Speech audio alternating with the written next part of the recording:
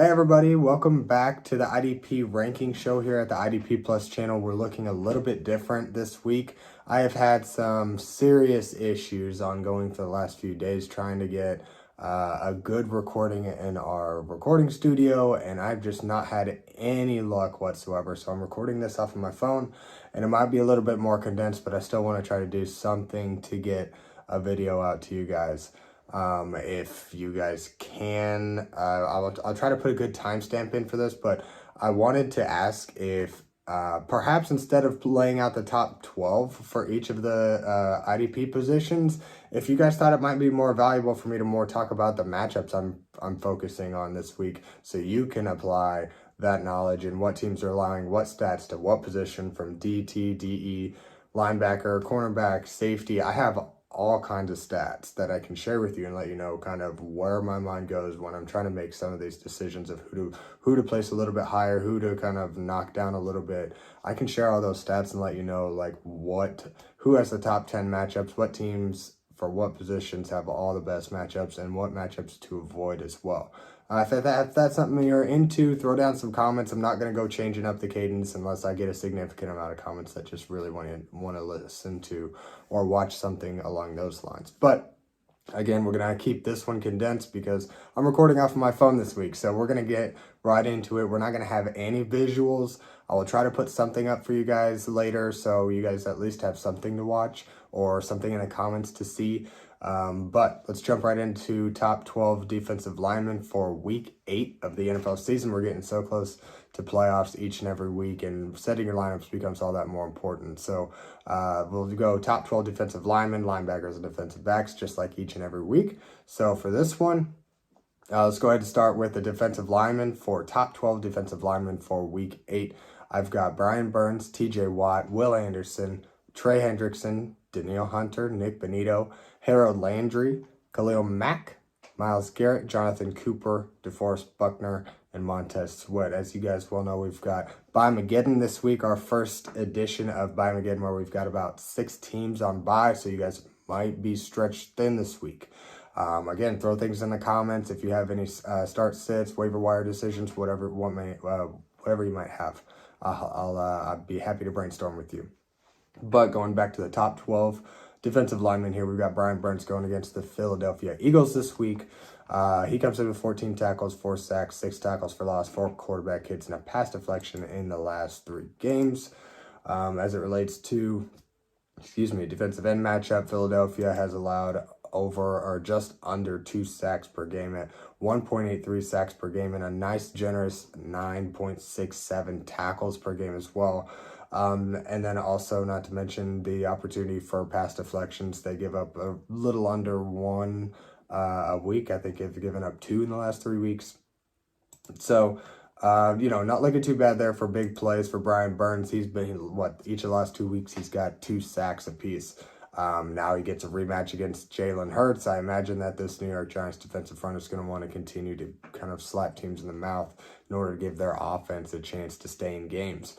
So Brian Burns, he ought to be doing just fine this week. I think he has Jalen Hurts' number after the matchup a couple of weeks ago. TJ Watt against Green Bay.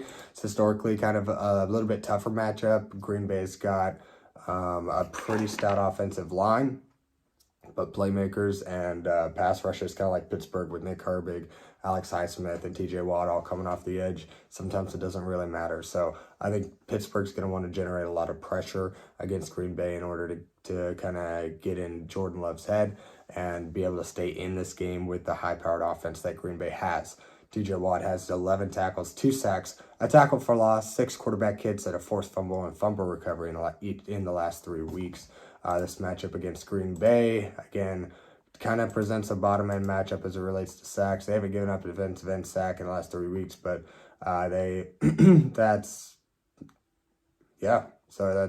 Pittsburgh hasn't given up a defensive end sack in the last 3 weeks. So I'm not saying bench TJ Watt. You're not really going to bench TJ Watt. As soon as you bench him, he's going to go off. So, but again, like these elite players have a tendency to break norms. So just because the stats aren't necessarily there for the last 3 weeks at least for sacks doesn't mean that they can't make it happen. Herbig and Highsmith are great additions across from him that will give him opportunity either way. but there is a nice tackle floor. They offer 9.67 tackles per game over the last 3 weeks to opposing defensive ends. So there might be some floor play here for TJ Watt at the very least, but I think this is going to be a big game in all honesty, and that's why I've got TJ Watt so high, because Pittsburgh and Green Bay are going to be clashing to try to compete and get a leg up on one another for a playoff run. So I think this is going to be an important game for both teams. Will Anderson at number 3, Houston Texans defensive end, plays against San Francisco this week. He's got 10 tackles, a sack, 2 tackles for loss, 2 quarterback hits, and a forced fumble recovery. Against San Francisco this week, it's looking like, man, where was that? San Francisco is kind of a middling matchup as it relates to sacks allowed. They're giving up 1 1/3 sacks to the defensive end position over the course of the last, on average over the course of the last 3 weeks. They also present a nice high 12 tackle average over that time as well to defensive ends. So there should be plenty of rushing. I think there should be opportunity for Will Anderson and Danielle Hunter to get some tackles in this one. It looks like over the last 3 weeks, that's kind of been the way things have trended, the way that San Francisco's offense is running. And now that they're getting some pieces back, perhaps they can get back to the norm where historically they really are just kind of a nice floor tackle opponent for opposing defenses. Let's get back to Trey Hendrickson at 4 against the New York Jets this week. He's got 8 tackles, 2 sacks, a tackle for loss, and 2 quarterback hits in the last 3 games playing the New York Jets this week. He hasn't been an overperformer, especially compared to the last 2 seasons where he's had 17.5 sacks in each of those 2 seasons, but he's still grading a top 10 grade as a defensive end in the pass rush game. Just doesn't really have much help across the defensive line, so opposing offenses can kind of key in on him a little bit. So, but the only caveat with Trey Hendrickson this week, I think, is the fact that he's kind of dealing with an injury. So, but nonetheless, this is going to present a very nice matchup. Over the last 3 weeks, the New York Jets have given up almost 3 sacks per game, 2.83 sacks per game to the defensive end position to go with a nice, generous 9 tackles per game as well. So there's definitely this is a very favorable matchup for Cincinnati pass rushers, and Trey Hendrickson is by far the most talented on this team, and I felt like it would be a crime not to at least mention and put him here in the top 12, because this opportunity is going to be insane. And with Joe Flacco now on the offensive side of the ball, perhaps there's a little bit more motivation for these guys to kind of go out and make things happen. So like Trey Hendrickson's spot this week against New York. Danielle Hunter with Houston. I just kind of talked a little bit about Will Anderson and his matchup. Same thing applies to Danielle Hunter. These guys can really both go off. One or the other can trade off. That seems to be kind of how they've both gone this week or this year. But they'll have games where they can pop. And this week against San Fran is going to be an important one.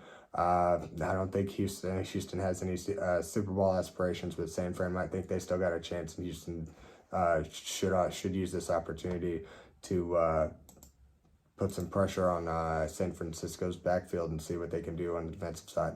Danielle Hunter has 8 tackles, 2 sacks, 2 tackles for loss, and 4 quarterback hits in the last 3 weeks. Again, this matchup presents a pretty middling one. There should be opportunity, but with the pass rush, kind of like Houston, where you've got, Danielle Hunter, Danico Autry on the inside, and then you got Will Anderson on the other side. It's a nice pass rush, so we just...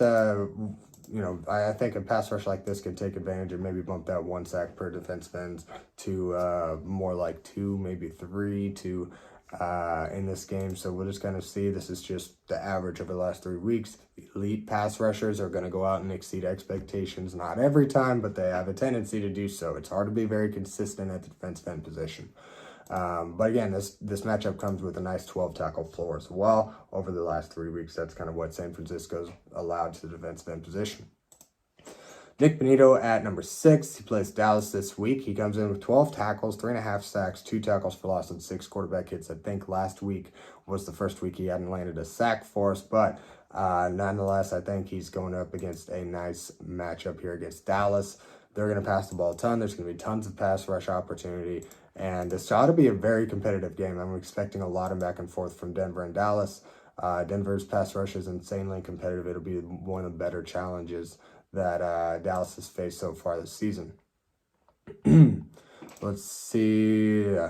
Matchup is kind of showing not a favorable one for defensive ends, but at the same time, again, when you've got a pass rush like Denver, they've far and away exceeded expectations. This team's got, I think defensive ends got 20 or 30 sacks on this season, just total. Maybe that's a little generous. They're 15 to 20 sacks. It doesn't matter what the stats are showing. I've had these guys, I've had Nik Bonitto in the top 12 good and bad matchups, and he's performed every week except for last week. That was the first time we kind of got a dud from him.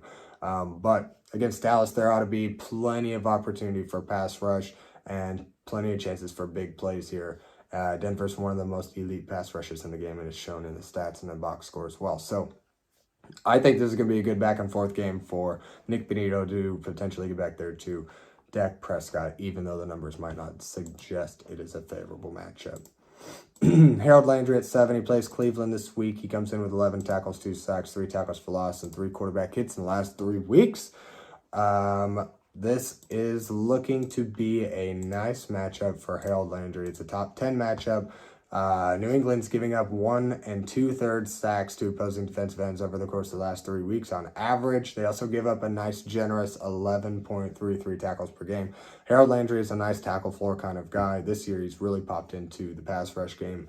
And I think the last couple of weeks, he's landed a sack after kind of going cold there from a hot start. But now he seems like he's back on track. He gets a nice matchup against Dillon Gabriel against Cleveland's pretty porous offensive line. There's also some opportunity here for pass deflections where they've given up 1 2/3 pass deflections to defensive ends over the last 3 weeks on average. So there's plenty of opportunity here for Harold Landry. Khalil Mack comes in next at number 8 against Minnesota this week. 4 tackles, 2 sacks, 2 tackles for loss, 3 quarterback hits in 3 games so far this season. Khalil Mack missed some games. He just came back. I think he played 20 snaps last week, still landed a sack. So if he's going to get ramped up this week in a big game against Minnesota on Thursday Night Football, Khalil Mack's going to need to be on the field plenty, and they're going to want to get some pressure back there on Carson Wentz as he's already injured. Their big question mark, Minnesota's, is their quarterback game right now, where they're trying to figure things out there. And Carson Wentz has been okay, but he hasn't been killing a bear by any means. So Khalil Mack should be a nice bolster to this LA Chargers pass rush, where they just added Odafe Owe from Baltimore last week. So he's going to give them a nice addition. He's going to bolster that back up where they were kind of depleted there for a few weeks with his absence. So I think Khalil Mack is in a great position this week to take advantage of a pretty porous Minnesota offensive line who's giving up 1.5 sacks to opposing defensive ends so far this season. They're giving up a pass deflection in the last 3 weeks as well per game, and then a middling 8 1/3 tackles per game as well. So Khalil Mack ought to have a nice week. I'm hoping and expecting a ramp up of snaps, maybe 50-60%, getting kind of a lot closer to that full-time role. So I think after landing one last week, they're gonna think that he is good to go. Ought to give him a healthy snap share this week. Myles Garrett against the New England Patriots this week. He's got 7 tackles, a sack, 2 tackles for loss, 2 quarterback hits. He kind of went silent there for a few weeks, but last week he kind of popped back on. Now he gets the New England Patriots. Cleveland's going to want to put some pressure on Drake May back there because he is just running rampant. And if we want to talk about the matchup here, again, New England, earlier this season, they were allowing a lot more they were allowing plenty of sacks. Myles Garrett's one of the guys that, even in a middling or bottom end matchup, can still take advantage. New England's offensive line is not all that great. Drake May's just been doing exceptional, but now he gets a nice or a daunting matchup in Cleveland with that pass rush. Myles Garrett should be a force in this game.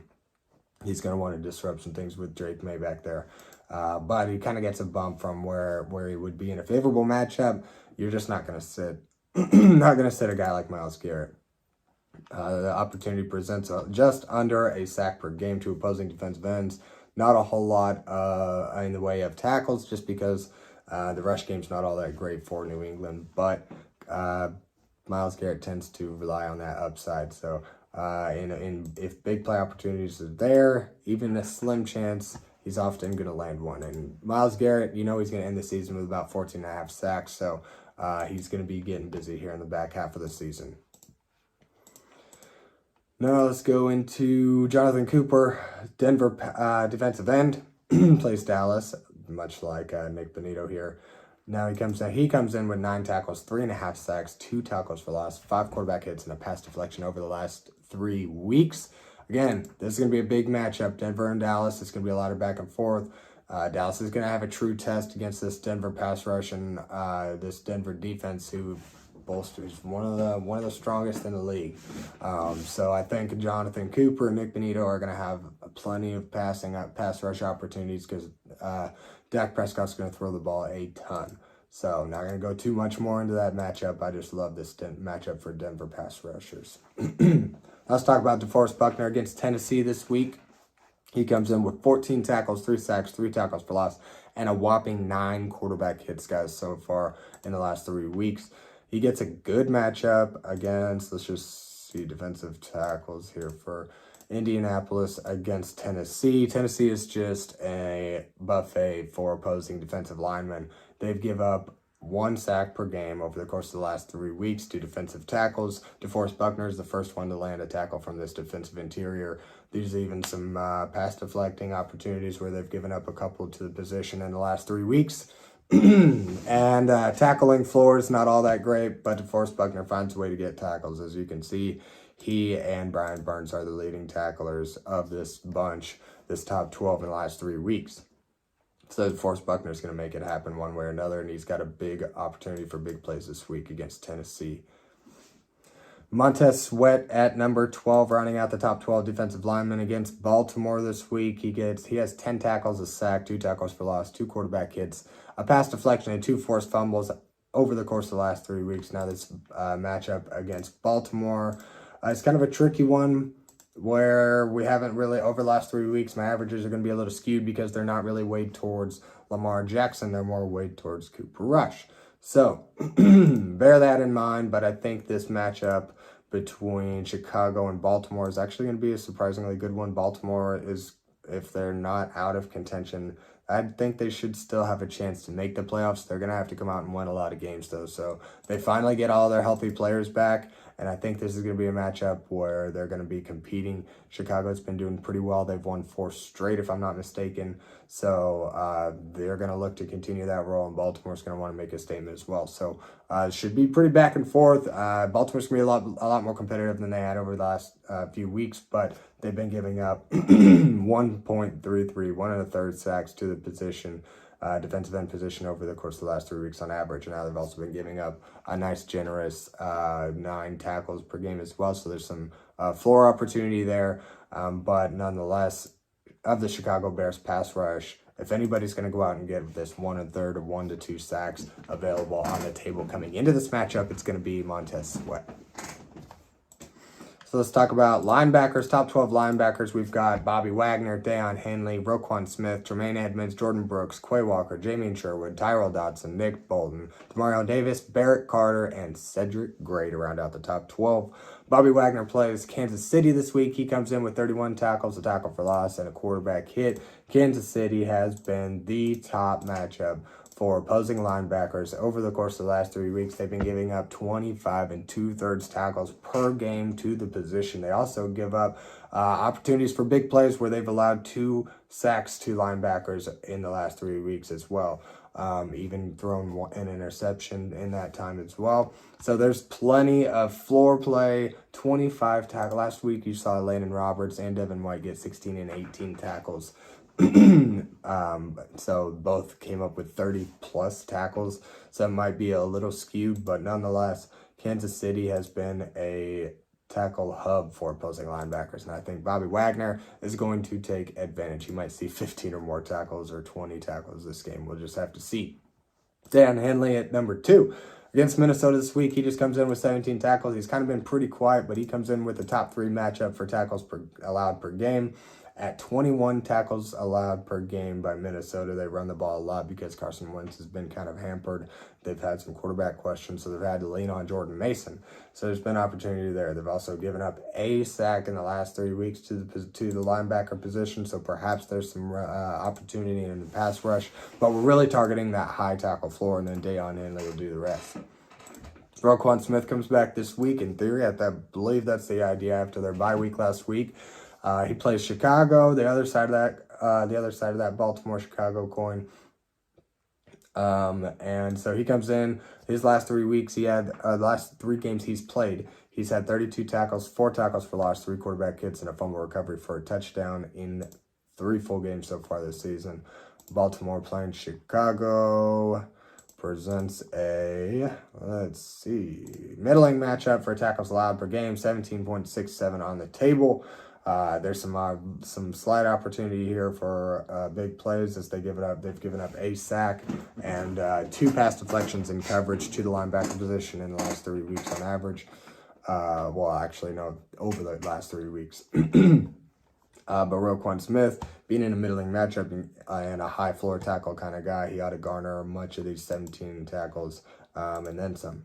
So we'll not that he's going to exceed that, but he'll get his share, and then he'll, like I said, guys like this will kind of do the rest themselves. So Roquan Smith playing Chicago is a pretty good matchup. Ought to be back and forth. I really like these matchups that are going to be competitive.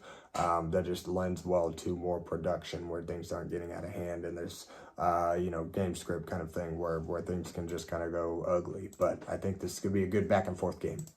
Another one I like is Tremaine Edmunds on the Chicago side of this game. He comes in with 32 tackles, 1 tackle for loss, a quarterback hit, an interception, a pass deflection, and a sack, all in the last 3 weeks. Tremaine Edmunds has been hot so far this year. It's been nuts. Last year, Johnny and I were betting on his tackle unders, and this season he's going scorched earth in replacement for TJ Edwards, and then he's continued that with him coming back as well.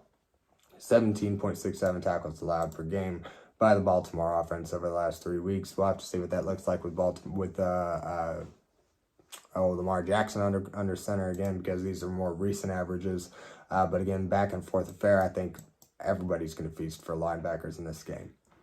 Jordyn Brooks against Atlanta this week. He has 31 tackles, a tackle for loss, a quarterback hit, a half sack, and a fumble recovery in the last 3 weeks. Playing the Falcons this week, Atlanta presents a middling matchup for tackles allowed per game at 16.67. They've given up a sack in the last 3 games, and they've given up 1 pass deflection in the last 3 games as well. So, but Jordyn Brooks hasn't really mattered the matchup. He's going to go out and produce. Don't overthink Jordyn Brooks. Quay Walker against Pittsburgh this week, 28 tackles, a sack and a half, 2 tackles for loss, 3 quarterback hits in the last 3 weeks. He plays Pittsburgh this week, who is presenting they're using the running backs a little bit more, so that helps our linebackers. 18.67 tackles on the table in this one, and I think Quay Walker has more than presented himself as the leading tackle getter of this team. He's going to be the guy that's going to go out and get the most tackles more often than not over Edge Cooper, as you've kind of seen Edge Cooper kind of fall off my rankings in the top 12. Quay Walker just presents a lot more consistency, and Pittsburgh again has been using a lot of linebackers, or a lot more. They've been running the ball a lot more is what I'm trying to say here. So it's going to lend well to Quay Walker's production. Jamien Sherwood at number 7 against Cincinnati this week, 30 tackles, a sack, 2 tackles for loss, 4 quarterback hits, and 2 pass deflections over the course of the last 3 weeks. Against Cincinnati this week, it's going to present another middling matchup. It's a little bit more generous than what we've been kind of talking about for the most part here. There's 19 tackles on the table in this one. There's pass deflection per game on the table. They've also given up an interception to opposing linebackers in that time, but I'm not really worried about interception or targeting that. Jamien Sherwood, I'm just targeting a lot of tackles, perhaps a couple behind the line of scrimmage if you can get back there to Joe Flacco fast enough, or Chase Brown catch him behind the line of scrimmage. Maybe there's some opportunity there. Jamien Sherwood does like to get back behind that offensive line. So I like his matchup against Cincinnati. Tyrel Dodson, another Miami linebacker against the Atlanta Falcons this week. He comes in with 21 tackles with his return from concussion. He comes in with 21 tackles, 3 tackles for loss, 3 quarterback hits, 2 sacks, and 1 forced fumble over his last 3 games against Atlanta. Again, presenting a middling matchup, but I think if the floor coming in is 16 and 2/3 tackles, 8 tackles a piece between he and Jordyn Brooks, I think they will exceed expectations. Atlanta's going to want to lean on Bijan Robinson in this game, I believe. So they kind of have much of the season. So Tyrel Dodson ought to be busy. He's a good solo tackle guy, a good guy who's going to get involved in the pass rush. Perhaps there's some opportunity for sacks there as well. Nik Bolton against Washington at number 9. He has 21 tackles, 2 tackles for loss, a quarterback hit, a pass deflection, and a fumble recovery in the last 3 weeks. This ought to be an outstanding matchup for Nik Bolton against Washington. I know Jaden Daniels isn't playing, but Marcus Mariota is very capable. And Washington over the last 3 weeks has given up 20 tackles per game on average to the position. There's also opportunity for sacks where they've given up 2 sacks to linebackers over the course of the last 3 weeks. So Nik Bolton is one of those that will get in the pass rush, and Kansas City will throw in some linebacker blitzes if there's an opportunity there, and a backup quarterback seems like a wonderful opportunity, especially a mobile one. So I think Nik Bolton ought to have himself quite the day against Washington this week. DeMario Davis comes in with 23 tackles, a tackle for loss, a quarterback hit, a pass deflection, and a forced fumble over the course of the last 3 weeks. He plays Tampa Bay this week, who is presenting a middling matchup just in terms of tackle floor coming in. They're giving up kind of a lower end, 17 tackles per game. Still plenty on the table. They've only been running 1 full-time linebacker the last couple of weeks. Go look at the snap counts. Pete Werner's down to like virtually nothing. So DeMario Davis playing the bulk of the full-time snaps there. They've also given up 2 sacks in the last 3 weeks and a pass deflection per game. So to me, this is going to present some pass rush upside for DeMario Davis, a guy who's known to get back there and get after the quarterback. I like that being combined with the solo linebacker, full-time linebacker there in New Orleans. DeMario Davis ought to be able to soak up plenty of production against Tampa Bay. Barrett Carter at number 11 plays the New York Jets. He had 22 tackles in the last couple of weeks. He's recently taken on the Green Dot for Cincinnati. And this matchup against the New York Jets presents a kind of middling one, but it hasn't really mattered for Barrett Carter so far. He's had healthy dust of tackles. So he and Demetrius Knight ought to be able to garner up at least 16 tackles in this one, and that's kind of what New York has offered on the table so far. They're averaging a half sack per game as well to the linebacker position, so perhaps there's some big play upside in this one for Barrett Carter, but I like this matchup, especially with Tyrod Taylor at quarterback. This New York Jets team ought to be more competitive. There should be more snaps had in this game as a result of Tyrod Taylor playing. Now, I know Aaron Glenn has not announced his quarterback, but you don't bench Justin Fields partway through a close game last week and then go back to Justin Fields. So that's how I feel about that. If it's Justin Fields, I still think Barrett Carter is going to be one of those guys that's going to produce much like the guy here that we're going to talk about next, and Cedric Gray. Cedric Gray has been on an absolute tear the last handful of weeks. Hasn't mattered the matchup, so we're not going to go too deep into it, but the Tennessee linebacker playing has put up 34 tackles, 2 tackles for loss, and 2 pass deflections in the last 3 weeks. This week he gets the Indianapolis Colts, who are going to run the crap out of the ball, and I think this game gets out of hand early, and Cedric Gray eats up a lot of Jonathan Taylor the rest of the game, perhaps the whole second half. So I think this game script is going to lend well to tackling opportunity for Tennessee linebackers, and Cedric Gray has been the one that gets the most. So now let's talk defensive backs. Keep it short and sweet. Top 12 defensive backs for Week 8, Derwin James, Jalen Pitre, Marcus Jones, Jarvis Brownlee, Joshua Metellus, Talanoa Hufanga, Jordan Battle, Kyler Gordon, Kevin Byard, Nick Cross, Tykee Smith at 11, and Chamarri Conner rounding out the top 12. Derwin James comes in with 15 tackles, 2 quarterback hits, an interception, a pass deflection in the last 3 weeks. He plays Minnesota, who's going to present. Let me kind of eliminate a little bit of my stuff here. Again, throw it in the comments if you guys would much rather me more talk about favorable matchups, and then you can apply the data to your own rosters to help you make decisions. And I'm on the fence between these 2 guys. This guy's in a far better matchup. I'm gonna go ahead and slot him into the lineup. If I can do that for safeties, corners, linebackers, defensive tackles, defensive ends. So if that's something you guys are into, I can kind of shape this up, but I'm not gonna change the structure of the show just from a couple of comments. I want to see a lot of people advocating for that. Because I just see a lot of you guys putting comments in there, asking this or that, and a lot of them don't even pertain to people in the top 12. So if this would be more helpful to share with you the data, more so than my favorites for the week, I'm all for it. So safety tackles allowed per game here. Let's see, we've got the LA Chargers against Minnesota. I mean, the numbers say there's 11 tackles on the table here, but again, with these top end guys, the matchup doesn't really matter. Derwin James is one of the an interception, pass deflection, couple quarterback hits, tackles for loss. I mean, he's getting back there behind the line of scrimmage. He's going to disrupt things. Derwin James is an important piece of every game that he plays. So I think this week against Minnesota, this ought to be a pretty competitive game. Minnesota's got a pretty nice pass rush there. I'm missing Andrew Van Ginkel, but nonetheless, they've been able to stay somewhat competitive. I think Derwin James has himself a day, especially on Buymageddon. You're not going to sit Derwin James. Jalen Pitre, number 2 against San Francisco this week, 17 tackles, 2 tackles for loss, 2 interceptions, and 2 pass deflections over the last 3 weeks. This matchup for safeties against San Francisco presents a top-end matchup. 18 2/3 tackles allowed per game by the San Francisco offense over the course of the last 3 weeks on average. So it presents the top matchup for opposing safeties. Jalen Pitre ought to have himself a nice game against San Francisco as they look to be more successful on offense as they get some pieces back there. Marcus Jones has been on fire the last few weeks. He's at number 3 this week. He has been going nuts. 14 tackles, 3 tackles for loss, a quarterback hit, 2 interceptions, 6 pass deflections, and a sack. He's been all over the field. He plays Cleveland this week, which presents a great opportunity for safeties playing around the line of scrimmage.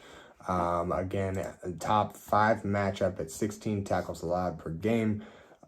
This is just going to present a nice floor for Marcus Jones, and the way he's been playing, he should already have a nice high floor. This is going to present some even more opportunity for him to go up and kind of exceed expectations there, as we've seen in coverage. Dillon Gabriel is no perfect quarterback by any stretch of the imagination. He's going to make mistakes, so I think Marcus Jones could get his hands on a few passes, perhaps catch one. Maybe he gets involved in the pass rush as well.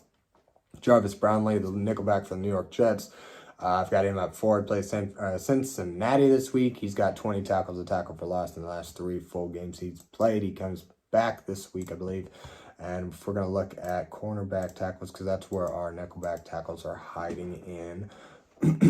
Let's go look at the Jets matchup. It's a top 5 matchup for tackles allowed per game at 14 1/3 tackles allowed per game by the Cincinnati offense over the last 3 weeks. Now that is with Joe Flacco at quarterback for much of that. So this is looking very nice for Jarvis Brownlee this week.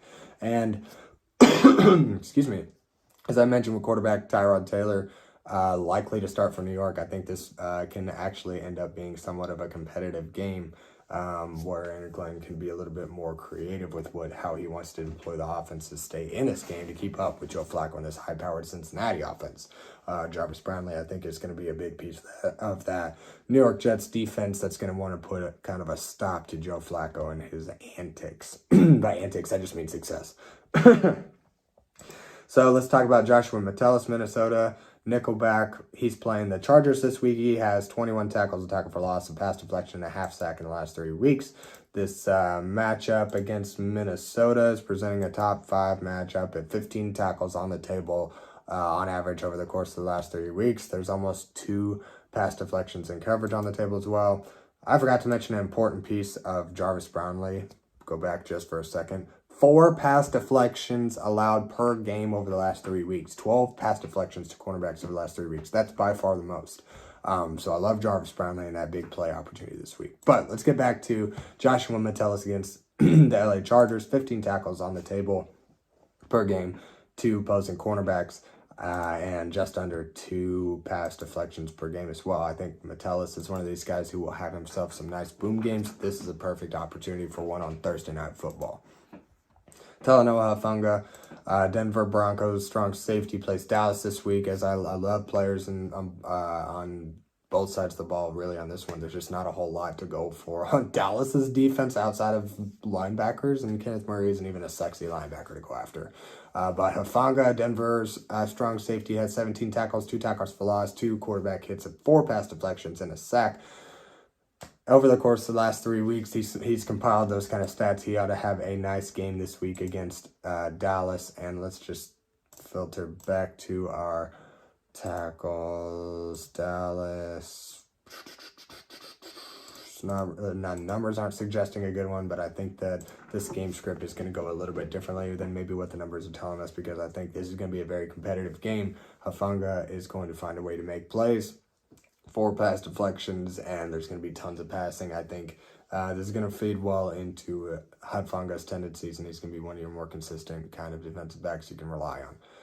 So this matchup, I think, is going to be better than what the numbers might suggest. I love this matchup between Denver and Dallas. That would be a good one. Jordan Battle at number 7 plays the Jets. The other side of that Jets-Cincinnati game, 18 tackles, an interception, and pass deflection over the last 3 weeks. Now, if we're going to look at the matchup for Cincinnati, it's kind of a middling one where the Jets are giving up 14.33 tackles per game. They're also giving up just under a sack per game as well to opposing safeties, so there might be some opportunity for him to get in on a blitz and rush the passer. He is known to get back and rush the quarterback, not all that often, but Jordan Battle can be effective in more ways than just the passing game. He's a nice high tackle floor kind of guy, and this week presents plenty of tackle opportunity. And these stats are going off of Justin Fields with Tyrod Taylor. I think that you can pretty well bump all of the numbers up, because this New York Jets offense is going to be on the field more. They're going to sustain longer drives, give you the opposing defense more opportunity to compile stats. So this matchup against New York, I think, is going to be a nice game for IDPs. Kyler Gordon and Kevin Byard. Let's do a 2-for-1 here. Chicago defensive backs playing Baltimore. Kyler Gordon has 6 tackles, tackle for loss, quarterback hit, a sack, and a fumble recovery in just 2 games this season. Kevin Byard has 15 tackles, 2 tackles for loss, 3 interceptions, and 4 pass deflections so far in the last 3 weeks. That's insane. 3 interceptions. He's averaging an interception and over a pass deflection per game.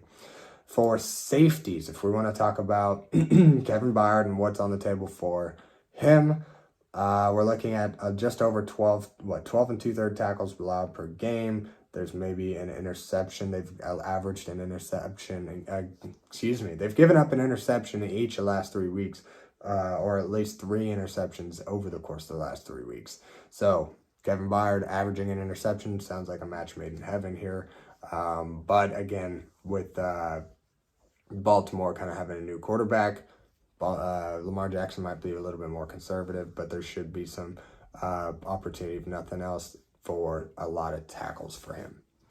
Now, if we're going to talk about Kyler Gordon and his matchup, I think with, again, these numbers are kind of skewed away from Lamar Jackson, but I think there's going to be a lot more successful passing, more long sustained drives as Baltimore gets players back, and including Lamar Jackson. And I love Kyler Gordon week in and week out. He's going to present that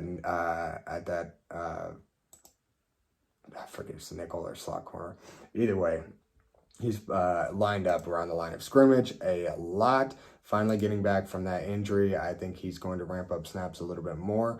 And this Baltimore-Chicago game ought to be a competitive one. I mentioned earlier where Chicago's won 4 straight. Baltimore's kind of falling behind. They're going to want to come back and make an impact. So I think the Chicago-Baltimore game is going to be one that we want to target for IDP production.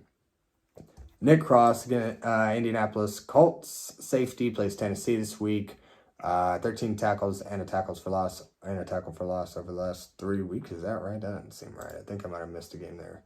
But either way, if we're going to look at this matchup for Indianapolis Colts, it's not really presenting a tasty one here, but again, I think this game, I think Tennessee is going to want to stay involved. They're going to want to keep a pass a lot. They're going to be behind early. As I mentioned earlier, Nick Cross has been able to amass tackles in whatever kind of matchup. He's one of the highest tackling defensive backs so far in the league, at least in this season. And I think even last season he was one of the higher end tackle guys. But again, I think, Tennessee's offense has been awful. They haven't scored a lot, but Cam Ward's actually done okay as far as fantasy goes and production. He's been able to be okay, just hasn't got in scoring position for them to be competitive.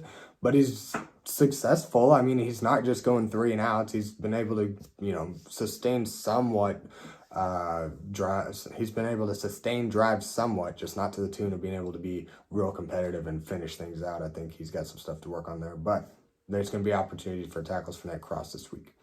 Tykee Smith gets a little bump down this week. Tampa Bay's strong safety plays New Orleans. He's got 25 tackles, 2 tackles for loss, a sack, a quarterback hit, 3 pass deflections, and a fumble recovery over the last 3 weeks. It's a bottom-end matchup. New Orleans is not really going to present a tasty one. They've given up 8 tackles per game to opposing safeties over the last 3 weeks. I'd have to go back and see exactly who they played, but I have imagined that it's not going to be anybody like Tykee Smith. Tykee Smith is not going to matter the matchup. He's going to find a way to make things happen. He just has a nose for the football and being involved in plays. And New Orleans offense is actually one that's going to push the ball downfield to even get in and compete with teams, be able to put points on the board. They're just not good enough to finish games and end up on top, but they are good enough to make it down the field, get in scoring position, and sustain a lot longer drives, give opposing defenses more opportunity to for production. Those teams that just go 3 and out every week all game long and punt the ball a lot don't really give us a lot of opportunity or on the defensive side of the ball to get momentum in order to put up production. There's just not many opportunities when you're going 2 downs and out. So New Orleans is going to push the ball downfield. Make no mistake, I think Tykee Smith is not going to just come out here and get 2 tackles for you this week. Tykee Smith will find a way. Good players make plays. Tykee Smith will find a way. Chamarri Conner at number 12. Kansas City, strong safety plays Washington this week. 23 tackles and a forced fumble over the course of the last 3 weeks. He comes into thought it was a decent matchup here. I just think this matchup, is that right? Yeah, this matchup against Washington, I think, is going to be kind of a little bit of a back and forth one. The only caveat is Washington's pretty beat up.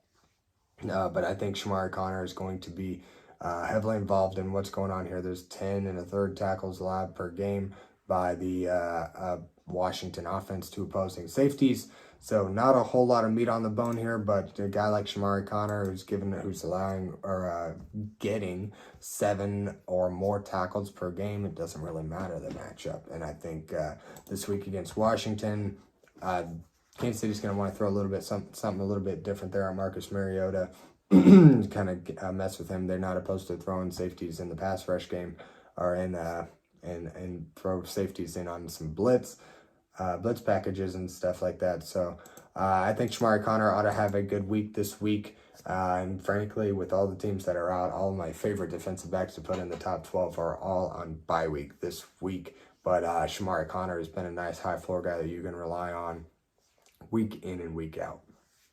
So that's going to be the top 12 defensive linemen, linebackers, and defensive backs. Throw down your comments in the comment section below.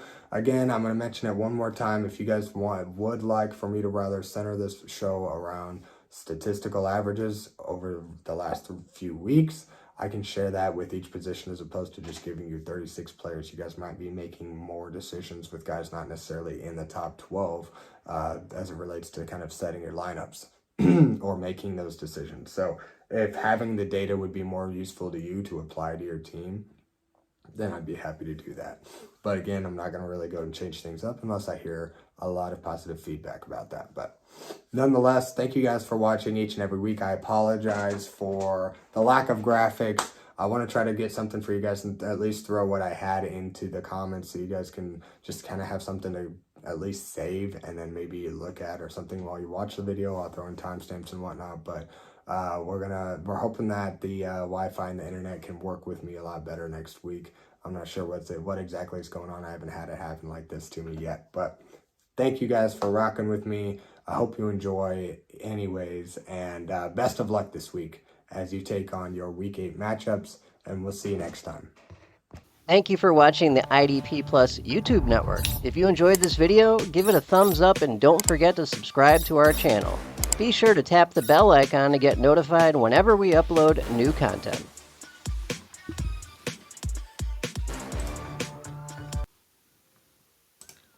Thank you for watching the IDP Plus YouTube network. If you enjoyed this video, give it a thumbs up and don't forget to subscribe to our channel.